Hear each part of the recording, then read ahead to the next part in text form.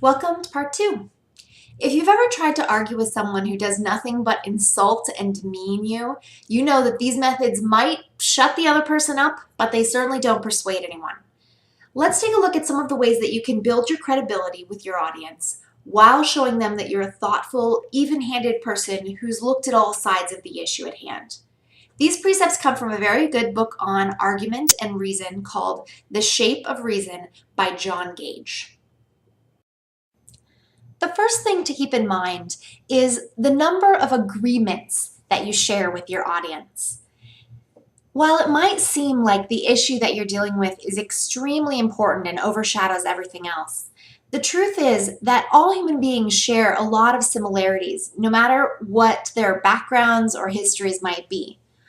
For example, we all believe in caring for our children and giving them the best future possible. We all value love and friendship. Those seem kind of like cheesy examples maybe, but if you can start with a shared similarity, then it's much easier to move from there into appealing to your audience about the differences that you share. Secondly, it's important to think about not silencing the other person's voice. Just because you can shut someone up doesn't mean that you've actually convinced them. So keeping the conversation open, obviously when it's just you speaking in a speech or a piece of writing, you aren't literally hearing from the other side, but you can still bring their voices into the conversation with counter arguments, saying things like, some people may believe, or some have argued such and such. And that's a way to allow multiple voices to speak into your writing and let your reader, even if they're opposed to you, feel heard.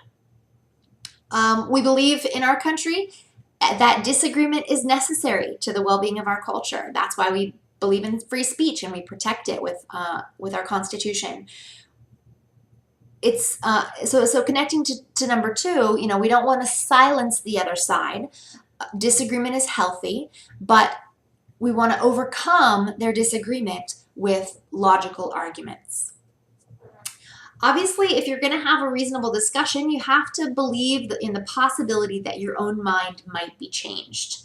There are some topics where this is really difficult. If you believe something strongly, it might be hard to think that you could ever change your mind on that belief, no matter what evidence was presented. But of course, if that was the case for both sides of a discussion, that both sides believed that they would never ever change their beliefs, then there's really no point in those two people having a conversation about the topic. So if you've entered into the conversation by writing a paper, by giving a speech, or making an argument, then you must therefore acknowledge the possibility of changing, just as you want your opponent to acknowledge the possibility that they might change based on your arguments. The fifth one, very closely connected to number 4, any claim or conclusion we wish to argue might turn out to be wrong.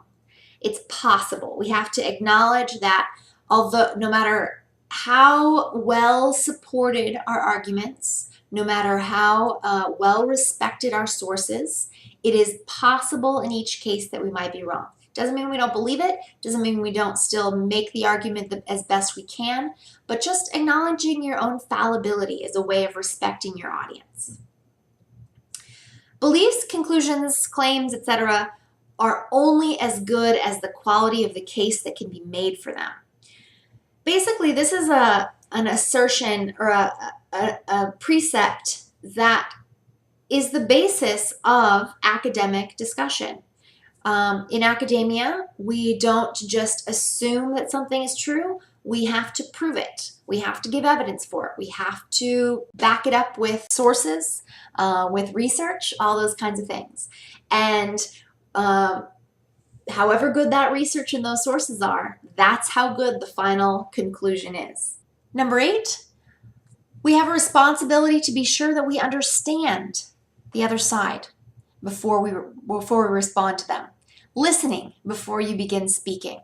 So obviously, as a writer, this is something that needs to come before you even begin the writing process. Before you decide to make your case for the point of view that you hold, you should go and take a look at what the other side has to say.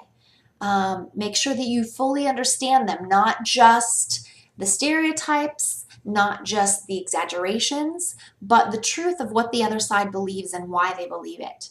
Once you fully understand the other side, then you can make a more informed and respectful argument for your own point of view, assuming you haven't changed your mind at that point. Sometimes investigating what the other side believes results in a changed or at least somewhat mitigated perspective.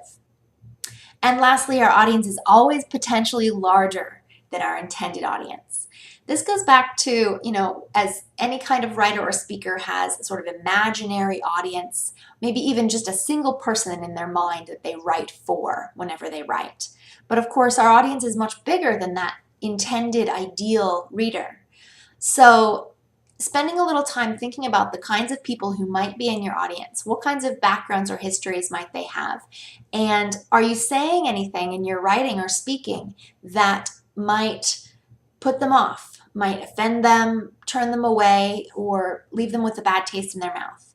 If you can write in a way where every reader, even if they don't agree with you or have very different backgrounds or experiences from yours or beliefs from yours, every reader can still listen and understand and feel welcomed and respected in the conversation, then you've gone a long way in persuading your audience. Whew, that was a lot. But we have one more thing to think about when it comes to showing respect to your audience, and we'll talk about that in part 3 of this video.